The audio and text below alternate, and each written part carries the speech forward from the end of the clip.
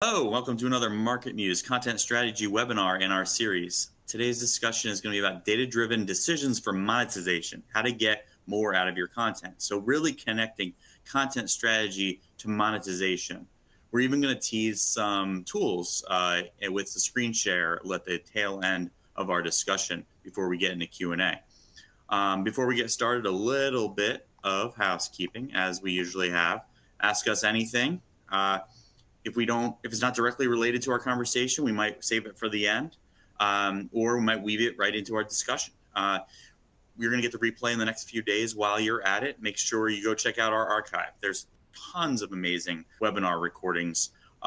We've had discussions with Andy Crestodina on how to build great blogs, Nick Eubanks on keyword research, Pam Didner, sales enablement. I could go on and on. Go check those out. Download them. If you watch a few of them, give me some feedback. Shoot me a note on Twitter. Shoot me a note, jeff@marketmuse.com. Tell me what you think, who I should have on this call, who I should have on this show. And it always helps to get those referrals, those intros, or, hey, sell yourself. I'm cool with that. Cool. Now, so our guest today is someone who I'm very fond of. Great personality, great friend of mine.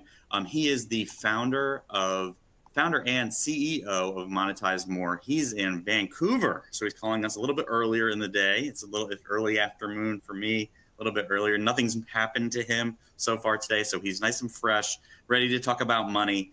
I met Keen very recently in my world of 25 plus years working with this type of world, but amazing stuff.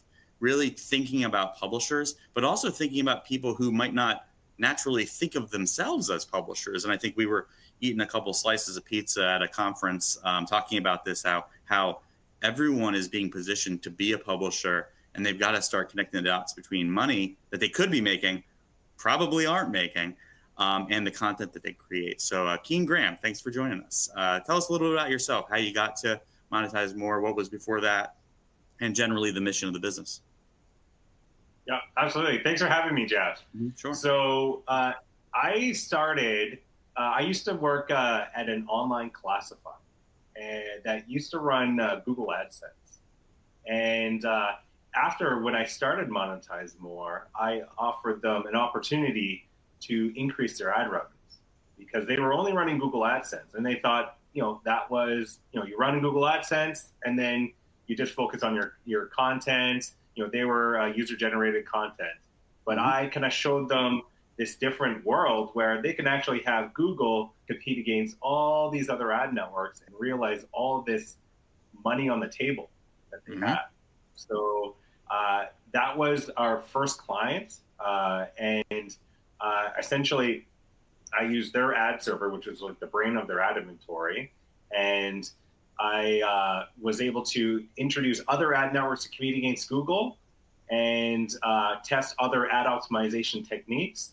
And the revenues went up and up and up over the months and years. And I was able to make them additional millions and kind of like perfect that business model, which we offer to ad monetized publishers around the world. And we have a technology suite that helps with other problems or issues that ad monetized publishers have. So to kind of sum it up, we exist as a company to add integrity to the ad tech industry by ending sleepless nights, because there are many reasons for publishers to have sleepless nights between managing their content, their communities, the SEO, social media. And then on top of that, you have to deal with monetization because there is money on the table, whether you realize it or not. And that's just a lot to manage. And the ad monetization side is a whole world in itself. So we exist to end those sleepless nights via technology and ad optimization experts. Well, you have a benefit just generally in your positioning as being, you're really close to the money. So they always say when you're building a business, try to be as close to the money as you can be, right? And you are directly influencing, decisions made instantly turn into money. So you have that instant kind of feedback loop. Whereas, content strategy is, it's 3 or 4 orders away. But you do have the opportunity to influence potential, decisions made earlier in the orders, right? Do you ever think about it that way? Like you're really, really close to the money, so it's A and B. I've heard people ask me the question, and I like to ask two questions in a row. I've heard people ask me the question that, is this just like CRO for ads? And I'm like, not really. So how would you respond to that? And do you like to be close to the Uh, money? Is that why you do monetize more? yeah, I guess in a metaphoric sense, it can be like CRO for ads, Hmm. right? Because you're essentially providing more value to advertisers, right? And you're providing greater access to advertisers because Google is only one pool of advertisers. Right. There's many other pools between Facebook and Amazon and Index Exchange and AppNexus, and the list goes on. There's close to 100 relevant ones, right? Hmm. So and there are many different ad optimization techniques. There's different setups you can do on your website. As your website gets bigger and more sophisticated, you can use more sophisticated ad optimization techniques, which actually get very technical.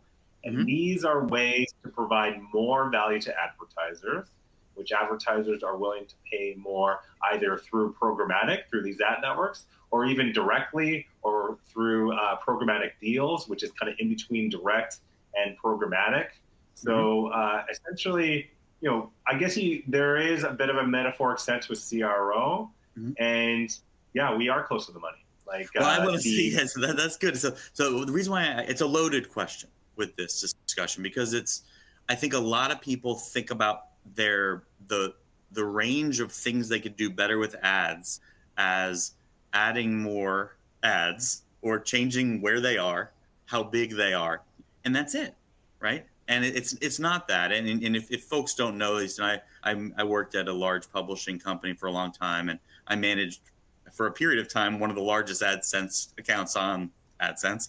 It was a long time ago, but oftentimes you get the people. Oh, do we just throw more ads on the page? Do we just make them bigger? Like you're talking about another layer of stuff. That's why I try to get into is this just CRR or is it more? So how would you, if somebody was like, okay, so I just have to make bigger ads, how would you talk them through that kind of maturity curve? Yeah, yeah, that isn't necessarily the case to have bigger ads or even more ads. Right. Sometimes you make less money. Mm-hmm. And the way that we optimize and kind of makes us unique as a company is we focus on the long term, right? Mm-hmm. Because if you throw too many ads on the page or the ads are too intrusive and then you scare away your users, right? Right. You're gonna have shorter sessions. Your users aren't going to come back. You get dinged on SEO, Mm-hmm. and that just doesn't help your business in the long term. So we have a very scientific approach. We run split tests. We focus on session RPMs. So that's the revenue per 1,000 sessions, right? So if you test running a new ad and like an additional ad to the page versus not, and you find that running the additional ad to the page actually decreases your session because users Mm-hmm. are frustrated that there's too many ads on the page, maybe it's slowing down the page load time, Yep. then it's going to decrease your session RPM. Maybe it increases your revenue per page, right? Your page RPM, but ultimately you should be focusing on the session RPM, which also takes in usability and whether your users are actually spending more time on your website. So that's like the perfect metric to combine the two. And it's really important to run the split test because a bigger ad doesn't necessarily increase your monetization. More ads don't necessarily do that. More intrusive ads don't necessarily increase monetization. You always got to test. You got to be very scientific and avoid making those assumptions. Always have the data prove it out. Well, when you're close to the money, right, and there's attribution, no issue of attribution, you can be very scientific every time. And I love the way you describe that. I'm going, because I like to do this sometimes. I'll take a pause and be Jeff the glossary. So revenue per 1,000 page views, RPM. For some reason, they weave in a Roman numeral. So if you're not familiar, revenue per 1,000 page views. So the amount of revenue generated for 1,000 page views at the session level is what you're describing. So you don't want to make everybody go, generate lots of page views, small page views, and every change you can make, if you're an ad monetized publisher, I like the way you said that, can be connected to session revenue per page views. What happens if I add another slide to all my slideshows? What happens if I, publish every day at this time? You can try to drive an A versus B causation because it is so close to the money. I love that. Another thing, CRO, conversion rate optimization. So in this case, you're converting to getting more money. Right? That's what we're talking about. That's the conversion. So a couple things. I get a lot of Twitter messages like, "Hey, define the term," or things like that. So I just want to make sure we went there. Awesome questions already coming in, and hello, Carl. When we'll get into Micklund, we will get into your question. They wouldn't be a fit right now, but they will be, and we will get into it. There's some questions about Arby, which I'm not going to define what it is until later, but it might mean arbitrage. So for you, though, when you're thinking about opportunity for ad revenue, so if I'm a publisher and I'm thinking like, I know what I know. I'm a publisher. I built a blog.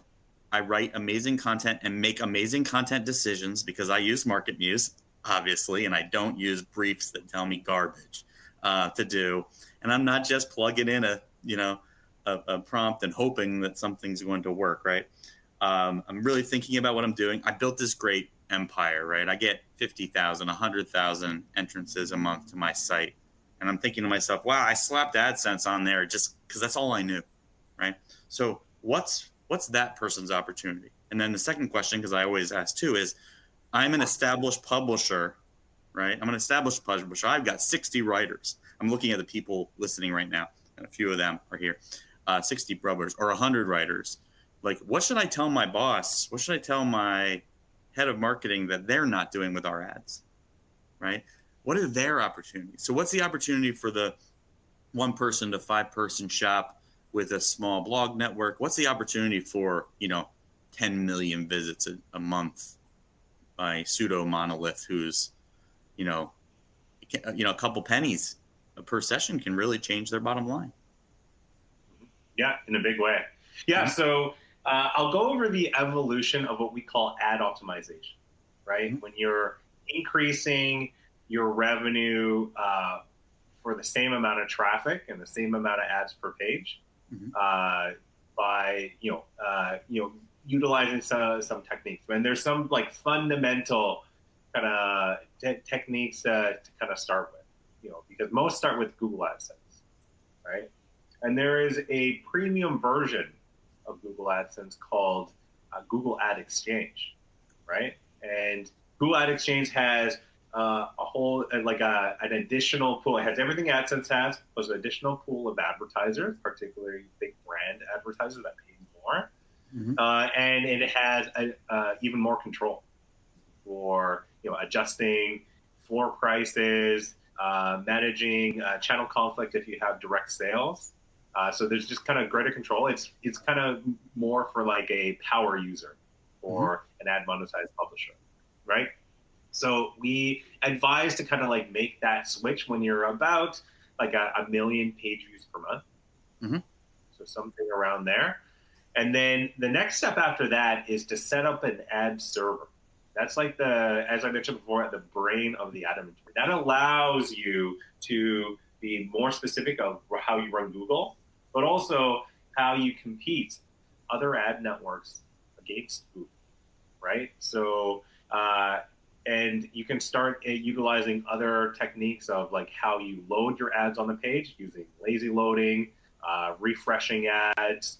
There's various techniques that you can do there to increase monetization as well. But an ad server is a very important part of that ad optimization. So we recommend at about 5 million page views per month to start running an ad server. And then after that, the next step is header bidding. So that's where you're actually running a header script in the header portion of your page. And that's where it kind of automatically runs an auction of Google versus all these different ad networks, right? And it actually chooses the highest bidder in this real-time auction, right? Because they're receiving these bids via these real time bids that determine whether Google's paying more, or it could be Index Exchange, Facebook, Amazon, whichever one it is. So that every ad impression you're actually getting the highest bid. But there's a whole world of optimization within the ad server that needs to be done with header bidding, right? There's a lot of testing. You're working with the different ad network partners, and there's a lot of optimization to be done. And once you're at about 10 million page views per month, then it's worth it, right? You can actually really increase your RPMs, and there's a really nice ROI to it. But it's this whole world, right? You have, some of you may have an SEO specialist in your company, or even an SEO team. It also takes an ad optimization specialist to get those ROIs. So some publishers, they have it in-house, or some publishers, they work with partners like Monetize More to manage that for them and provide that ad tech. But those are kind of like the three main steps. And then there's like a whole world of like other testing you can do, other ad optimization techniques. There's different ways you can load the ads. So yeah, it'll take much longer than this hour webinar to go over each one of those techniques. But we're gonna go 6 hours because that was so great. I love ad servers. That's one of the things I've loved in my career is building and managing ad servers. But I think it's a great, easy maturity model, right? So it's and here, if I heard you right, I get up to 1 million page views. Well, just AdSense and optimization, I can go pretty far. I can get some things. I might think about maybe I should do some direct deals, right, with a reseller. Maybe I see their ads a lot. Maybe I want to go call them up. Maybe I can strike some stuff. That's going to be a good strategy for monetization. I might want to get some referral deals or some affiliate deals for like key publishers or things like that. But then when I get to that 1 million, I want to get into ad exchange, right?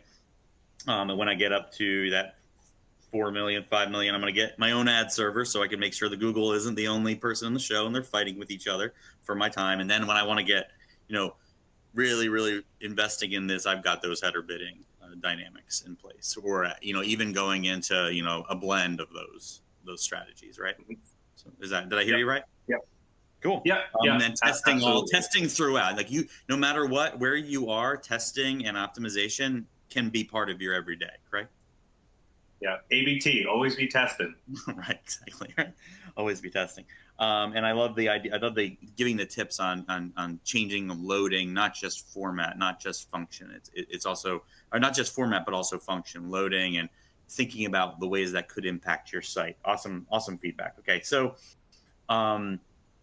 we are in a world where quality is super important. I'd say MarketMuse sets the standard for content quality. I say that a lot, right? But with quality being so important, you mentioned hurting your SEO. Oh, that makes my ears light up, as you can imagine. But you also need to monetize those pages. What's the balance? What's the advice? Other than like inviting both of us to dinner so that we can talk about it. It's like, what's your advice for that page? What's your advice for that series? Because you have to make everybody happy, right? You can't just take monetization off your site. I've heard that. People come to me, they're like, oh man, traffic's going down. Should I just demonetize the site? I've had that question asked to me in the last 3 months 12, 15 times, and I'm not exaggerating. Should I just demonetize the site? I'm like, wait. We don't want to go there. So how do you strike that balance? What is that play? What's the playbook there? Yeah, so, data is your friend, right? Mm-hmm. People know that with MarketMuse in terms of that SEO content strategy, and that other really important consideration is monetization, right? So there's important reports that it's important to get the data of like what your monetization is per page, right, and what your RPMs are.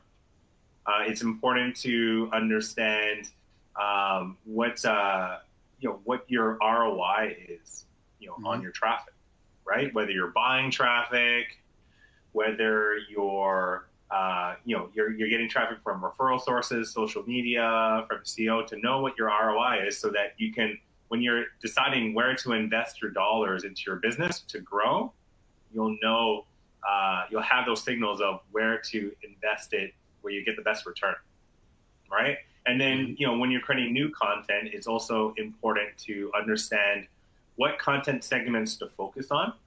You can learn that by what's working right now, what's getting your best return on traffic, but also on new content segments, right?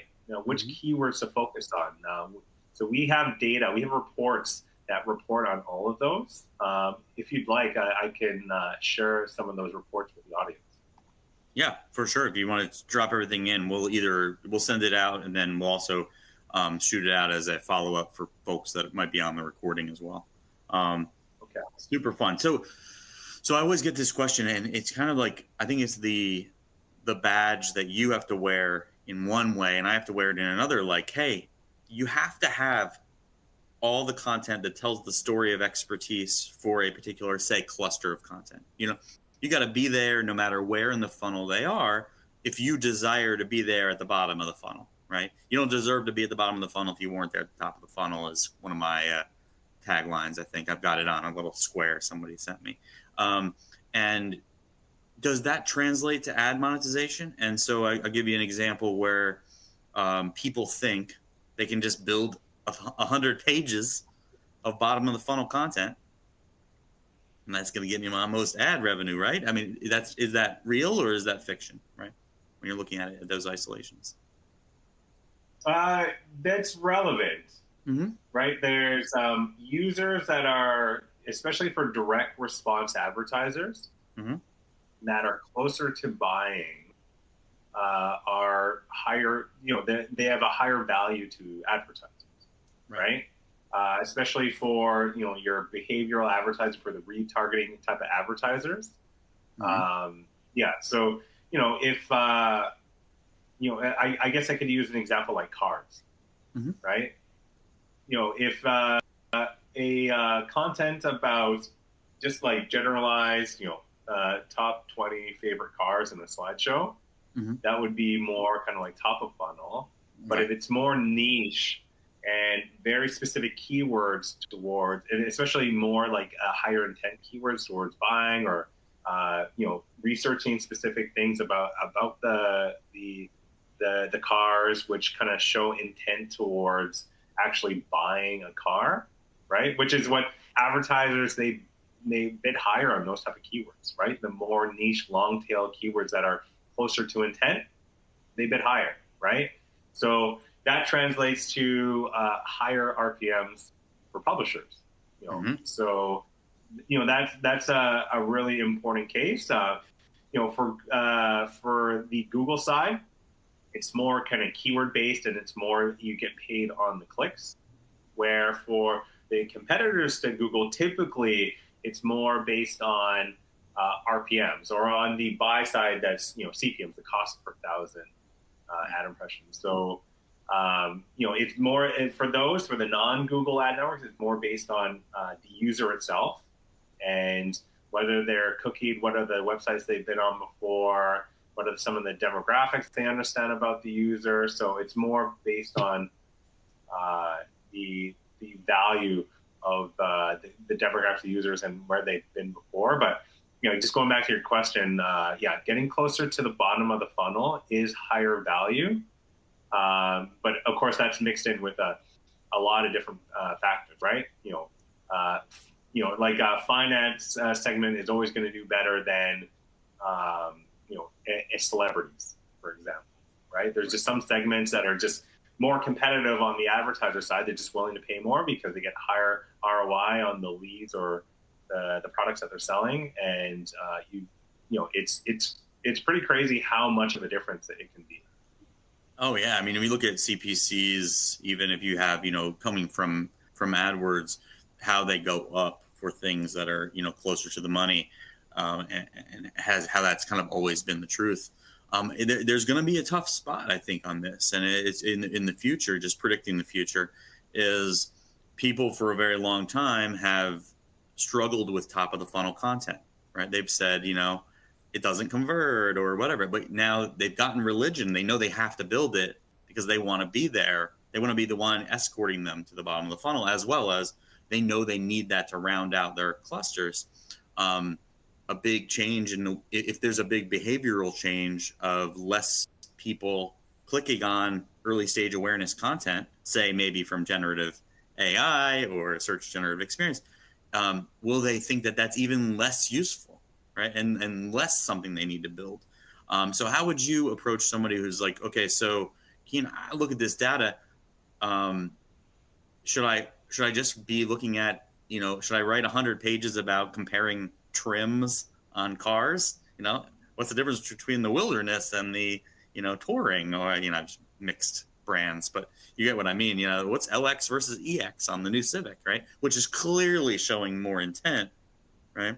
Do I also need the guide to the Civic? Do I also need a, civic history through the years in order to actually drive it? And I would say from an organic search perspective, yeah, you need it all, because you're not going to get that middle of the funnel unless you've got beautiful top of funnel, right?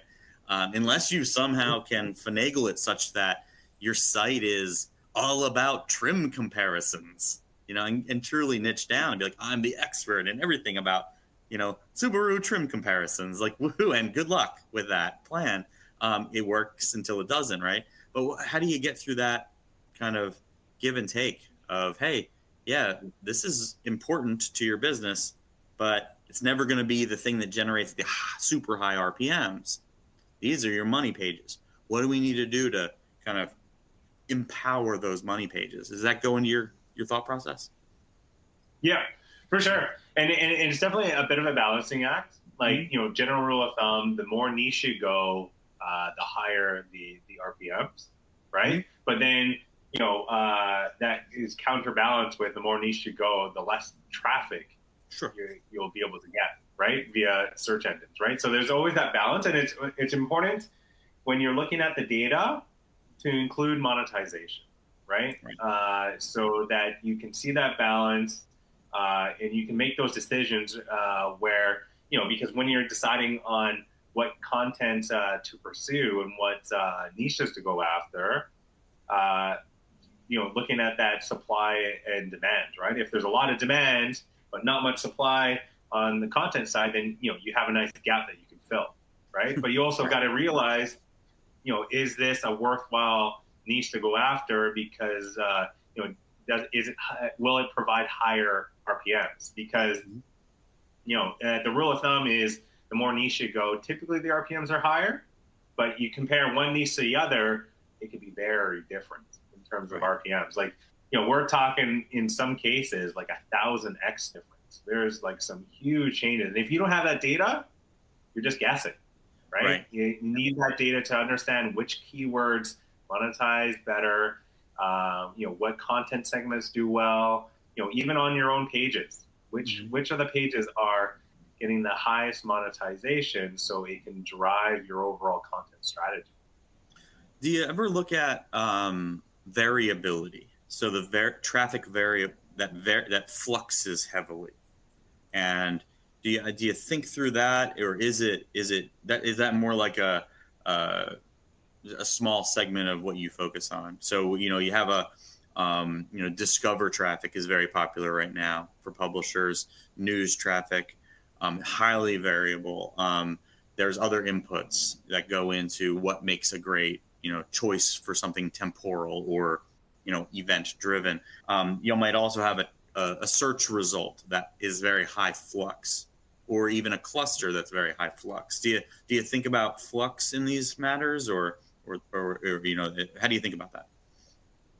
Yeah, so advertisers prefer more stable traffic, right. But depending on the content niche, there's seasonality, right?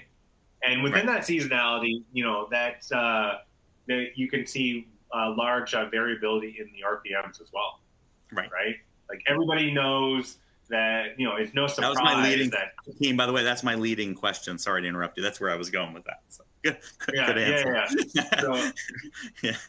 So like it's no surprise that the Christmas season is where you get the highest RPMs, right? But this also plays into you grow your site big enough and you're a big enough name at in your niche, then you start getting attention from advertisers who want to go direct or set up programmatic deals. And, that's where you can increase your monetization even higher above programmatic. And you can set those different tiers, which you need an ad server for, where you can get the even higher RPMs from the direct sales advertising, and then everything below that you sell via programmatic, right? So for those, it's even more important to have the stable traffic, because they're buying a certain amount of ad impressions, and you want them all filled, they want them filled, because you're essentially promising that. So that's a whole different world in itself that needs to be managed. But yeah, that variability is definitely something to be considered. But with that seasonality, sometimes the seasonality is because there are particular events, right? There's certain niches where if you have a website about Christmas, then of course Christmas is where you're going to get the most traffic, and you're going to get the most attention from advertisers, right? So it's definitely a big part of the business, and it requires its own management. And as you work closer with advertisers, that variability is something you need to manage expectations. And there's certain techniques that you can kind of like stabilize and fulfill some of the campaign promises that you set with some of those advertisers. Question from the Twitter, and then I have a follow-up to what you just said. Question from the Twitter is can you have Keen describe programmatic? And then the follow-up question is, what tactics are you talking about that might allow you to level off that, the impact of a high flux? Yeah. So what is programmatic? Just generally for someone off the, they have never even thought about what programmatic, but is kind of a buzzword. But it's been a buzzword for 15 years. It means a lot of things to a lot of people. So what do you think about? And apologies for the jargon. Tend to get into that. So programmatic is essentially, it's the automated side of monetizing a website, right? Because if you have your own website and you monetize with display ads, you can there's like different tiers, right? There's the direct side, where advertisers are working directly with you, and they say, I'm going to pay you $1,000 to get 1 million ad impressions on your website, right? You set up the contract, you set up the deal, you serve those amount of ads, and a contract's done. That's direct sales, right? Programmatic is Google AdSense, right? It's all the other competing ad networks with Google, Index Exchange, Facebook, Amazon, AppNexus. There's close to 100 of them, and that's running them within an ad server and having them compete against each other, right? And there's different ways to do it. You could do that via header bidding as well. That's where it gets more complex. But programmatic is like the automated side, right? Gotcha. And then there's kind of like this middle tier between direct and programmatic called programmatic deals. And that's where you can use these ad networks to actually set up deals directly with advertisers, but you're doing it through the ad networks, right? So that's kind of like that middle tier where you don't have to go through the whole rigmarole of setting up an insertion order, the contract, dealing with the advertisers, going through all that stuff, having a whole sales team. It's kind of like that in between. And for really large publishers, like household name ones, they do all three. Yeah, and that's how they kind of like maximize the revenues, and they have teams that focus on these particular things. Well, I've heard it described as done for you direct. Is that fair? It's almost like they're doing all the hard part that you don't actually want to be an expert in. They kind of get those, but you get some of the value. You don't get all the value, but you get some of the value that you would get from a direct relationship. No, that's a great. And like I recommended before, switching from AdSense to Ad Exchange, that's one of the differences. With AdSense, you can do programmatic deals. With Ad Exchange, you can do programmatic deals, right? It's for more sophisticated publishers that are looking to go to the next level. Nice. That's exactly where I was headed. That's awesome description. So, just tracking back to I think it's a good dovetail. So some of the managing flux, preparing for that. But I think it dovetails with how that might connect to content strategy, right? Kind of overwhelming a system with more inventory? What are some tactics for managing inventory, managing your ad server through content strategy, and then what other ones would you be thinking about? Because there are obviously we don't want to go too far down the rabbit hole of arbitrage, but the purchasing of traffic or channel marketing to generate traffic, is that one? A content strategy is that one? What's the full pool of those ways to to manage this? Mm-hmm. Well, a lot of it comes down to the analysis of the numbers. Mm-hmm. So, it's really important, on the buying traffic side for these publishers to really understand what campaigns, what PPC campaigns are actually earning them the most, and which ones are they profitable on, right? Mm-hmm. And it's unfortunately a lot of the data is in many different areas, right?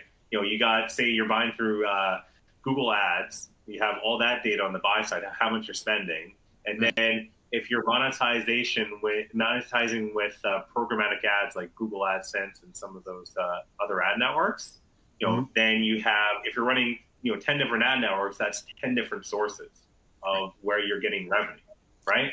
And it's important to pull that all together so that you understand how much are you making and how much are you spending, right? And where are you profiting? And then you break it down by the actual PPC campaigns of which ones are profitable and which ones are you losing money on, right? So that you can actually make these informed decisions of, okay, this one's the most profitable, I'm going to up my CPC bids so that I get more traffic to the PPC campaign that's performing the best.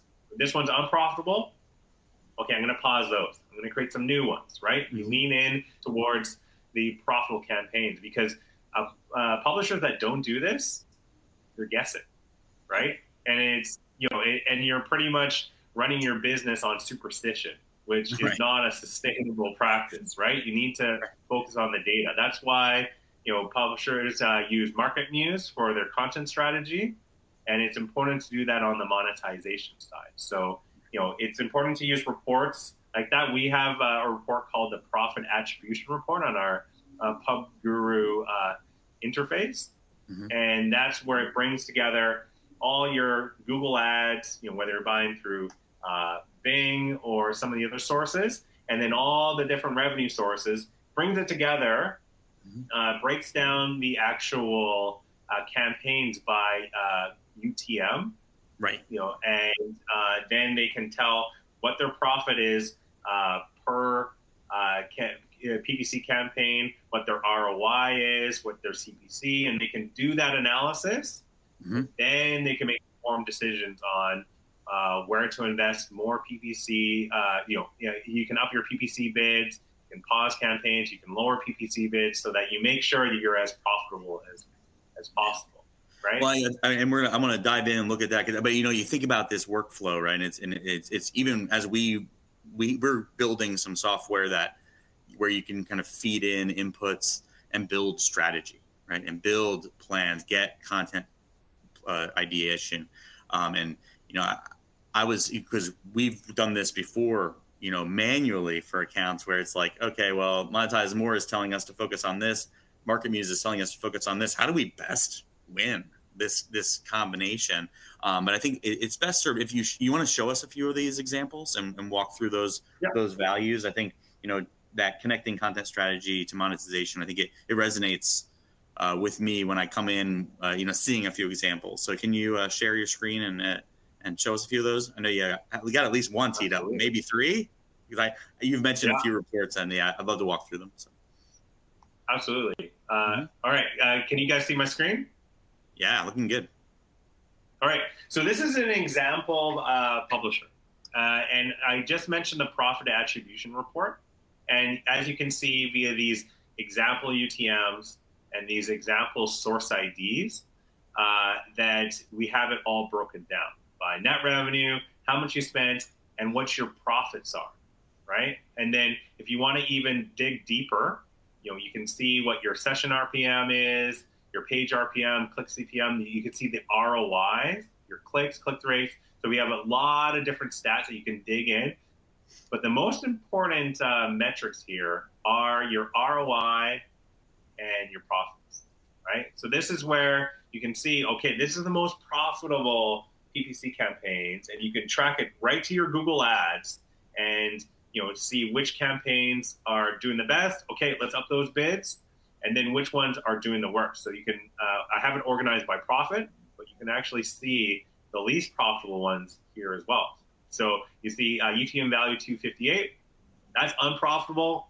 Let's pause that one, right? We have a few that are unprofitable. We can pause those ones, maybe decrease the PPC bids as well to make them profitable. And this is just data that you normally wouldn't have because it comes from so many different sources. This report allows it to be in one place so you can make those important PPC campaign decisions to increase your profitability. All right. No, so that's awesome. Just translating this, because I'm getting hit with a few of these things. What is he showing? Okay, this is Monetize Moore's offering, Pub Guru. It's also the answer to a couple of the questions that I've gotten on Twitter as you started, which is like this. He's showing you UTM codes, so that is inherent. That is the way that you're going to tag your entrance traffic, whether it's from social, whether it's from paid, whether it's from paid social, whether it's from a newsletter, right? You're seeing the impacts at that level, and he's bringing in lots of different data sources, so you get a really clear understanding of dollars in, dollars out. Fair?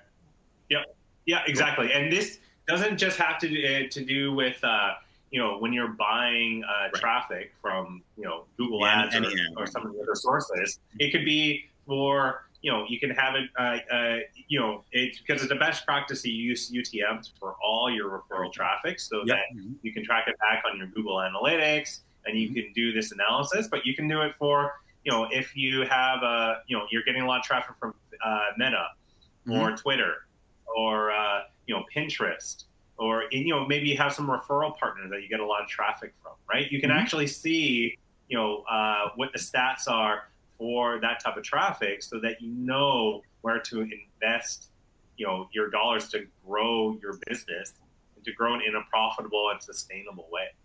I love the partner and affiliate network entrance example, because so many times we don't we're not thinking about monetizing that traffic until way too late. So getting ahead of that. Okay, show us the next example. So I see the tab. Okay. So, yeah. So the next one is the page report. So your website currently has a bunch of content, a bunch of pages, blog articles, and it's important to analyze that as well, right? And one of the most common things to look in Google Analytics is what your top pages are for traffic, right? And to look at those ones, and then that helps inform your content strategy of how to get more traffic for the articles that are getting a lot of search engine traffic. So this is kind of showing it on the monetization side, right? So you can actually order your pages by which ones are actually earning you the most revenue, right? And you can break that down. You can even do it by page RPM. Which ones are earning the highest revenue per 1,000 page views. So that's essentially the one that gets the highest return. And you can even break it down by session RPM as well, and many other metrics. So you can really dig in. This is session RPM right here. But those are kind of like the most important ones. And this helps you determine, you're like, okay, say that the article that's earning the most, the highest page RPM is on puppies. All right, well, let's make more puppy articles, because that's how we're getting the best return on traffic, right? That helps inform you, because if you're only using Google Analytics and you're basing it on which you get the most traffic on, the articles that you get the most traffic on isn't necessarily the ones that you're earning the most revenue or getting the highest return on, right? Like, as you can see here, if you look at the net revenue. This one has the highest traffic, but you can see in the third one, it has 88,000 page views, but it's would put it much lower on the list, but it's actually the third highest in revenue, right? You wouldn't know that from Google Analytics. These are some of the insights and even surprises that people get, which could totally change your content strategy based on what's working right now. Yeah, one of my favorite tactics is to take a report like this and overlay it against a cluster analysis, where I'm saying, I've got, this is the pillar page, these are my support pages, and getting ideas that maybe I need to, expand my subcluster on Boston Terriers, Boston Terrier puppies. I don't cover those, I'm getting the ideas based on, oh, wow, I have this cluster. It looks like this. This particular angle does well, and it feels like that might be scalable, right? Where I can get I can write a lot of articles that are going to tell the story of expertise, high quality, on the nose, and it could be a way to, get an incremental, high profit margin page out of it at the same time. So I love the 1-2 punch of seeing the tail wagging the dog with the revenue, and then going and saying, well, will this round out what I currently am building? Is this going to make my presence or this massive content about this topic better, right? And if those two things add up, you're in a good spot. If you're just doing it, at random, it's going to be a mess, right? So, okay, one more. I think we got time for one more if you got it. So, yep. So last one is our keyword trend tool, and this helps inform the new content, or maybe you want to create a whole different new website, a whole different domain, and you're like, okay, well, what content niche, what segment should I create it? So this tool allows people to break it down by category. We have many different categories and subcategories that you can kind of check, and then you can break it down by. So this is on the CPC side. So the cost per click, which down the line that relates to RPMs. It's essentially like a ratio, and you can break it down by the average monthly search volume. So you see, when you're making these decisions on whether to create a whole new content segment within your current website or creating a whole new website, you can decide on okay, which one actually has a lot of monthly search volume, so you can get a lot of search traffic to it, and which ones actually are going to have the highest RPMs, which are, as I mentioned, very correlated with CPC. So I have it under finance, and you can see what the highest CPCs are by subcategory. Insurance, no surprise there, and it kind of goes down from there. And you can see for average monthly search volume. So you're always kind of comparing both. It's volume versus the monetization opportunity. And then we have it broken down in the table, and then we have a actual chart that compares the CPC versus the average monthly search volume. So obviously you want to go up and to the right. So you can see some clusters here like Blue Cross Blue Shield. As I mentioned before, the more niche you go, typically you have higher monetization. But this is one where it actually has a decent amount of search volume, but really high monetization. So some interesting niches here. Here's another one, car insurance. That one that monetizes really well, it gets a lot of search volume, right? Admiral car insurance. So specific ones there. So you can do this for each, different categories, even subcategories. You can break it down by country, by language. You can search by keywords, and then it'll show a cluster of those keywords. And then, you'll show some graphs for the specific CPC keywords. You can see if I have monthly search volume, what the search volume is per country. So maybe you don't want to do it in English. You want to target a specific country of a different language. This is where you can make those decisions, right? And then you can see the CPC per country, because there's some countries that monetize better than others, right? A US user is more valuable to advertisers than a user in, say, Mongolia, right? So it's important to look at the data and understand that. And then you can actually see the average monthly search volume and the CPC by language, right? no surprise, English monetizes the highest and has the most search volume. But then where is it after that? So here it's it's Dutch, it's German, then Dutch, then Italian, then French. But it's important to know that because that might be the case for finance, but it's not the case for automobiles, right? So it's important to look at the data, not make those assumptions, so that you can make those informed decisions on when you're creating new content, maybe new websites, so that you can give it the best chance to be profitable and to monetize with the greatest return on traffic that you could possibly have. That is awesome.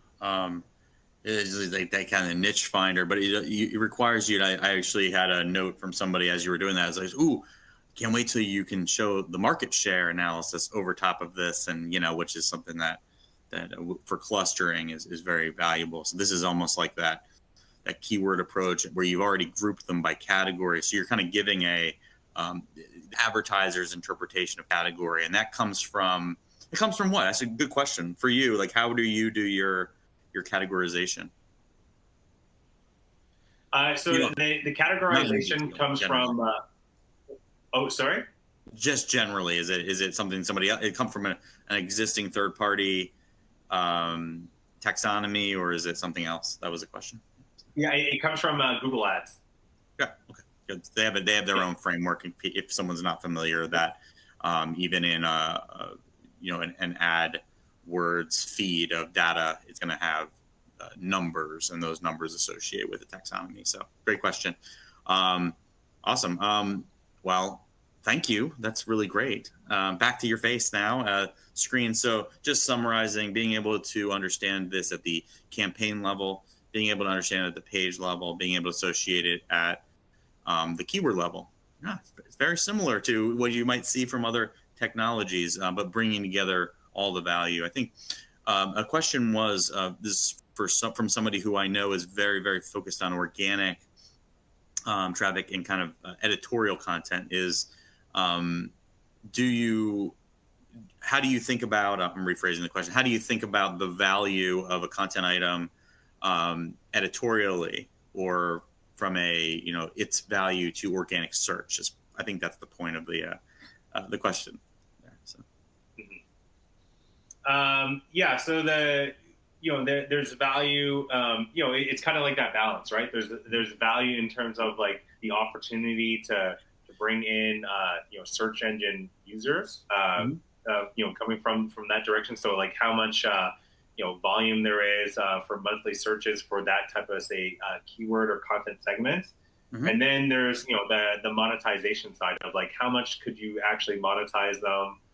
Typically from the buy side, what are the CPCs? On the sell side, what RPMs could you generate on that side, and ultimately what ROI can you get from that? So it's kind of like it's important to kind of like look at those different factors, from the search, the SEO standpoint, and the monetization side.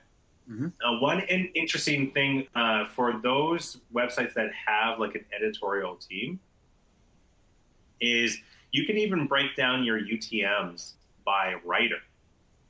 So you can actually break down the UTMs by writer and determine what your profit levels are per writer and create incentives around that. So each one of these writers, with our profit attribution reporting, you can break it down by UTM. You can determine, you know how much they cost, and you have you break down the UTMs by like the articles that they actually write, and you can see what the profits are per writer. You can actually see what the ROI is, and you can even have them share on the profits, right? What a great incentive that would be, where you're actually getting the writers thinking about monetization as well.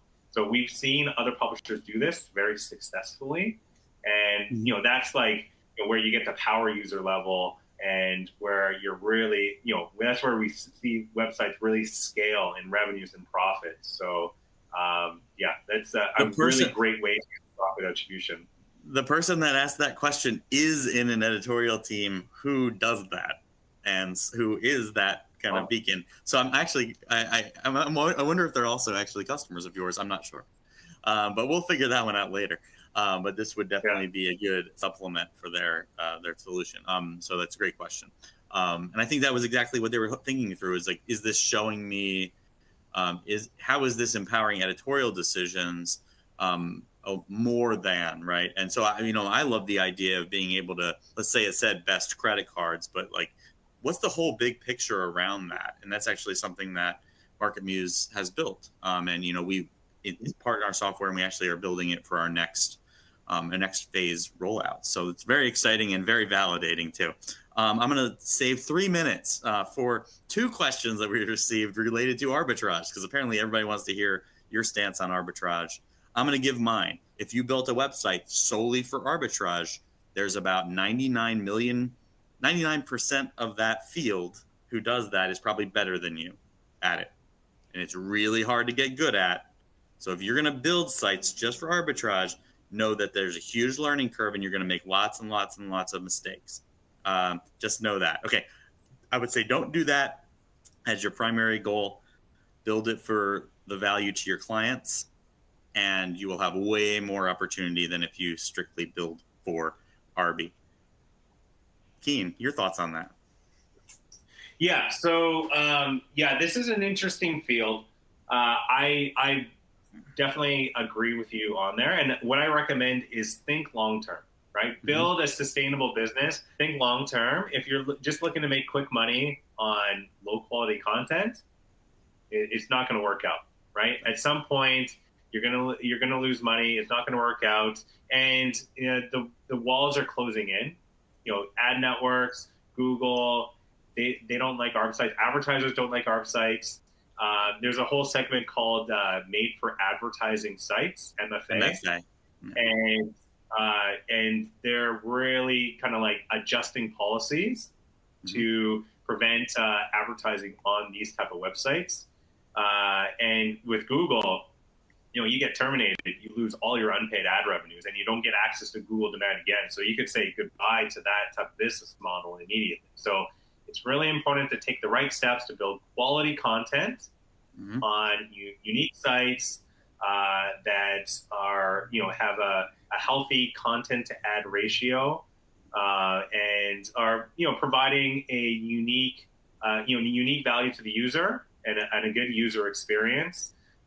Because otherwise you're eventually going to get terminated, and it's just not going to work out in the long term. So it's important to take those steps. And we have a team, we have a compliance team that does over 100 checks on websites to make sure that they're not only Google terms and conditions compliant, but also all these other ad networks. And a lot of these checks have to do with not working with made for advertising websites. So you can utilize this business model where you're buying traffic and making a profit via the display ads.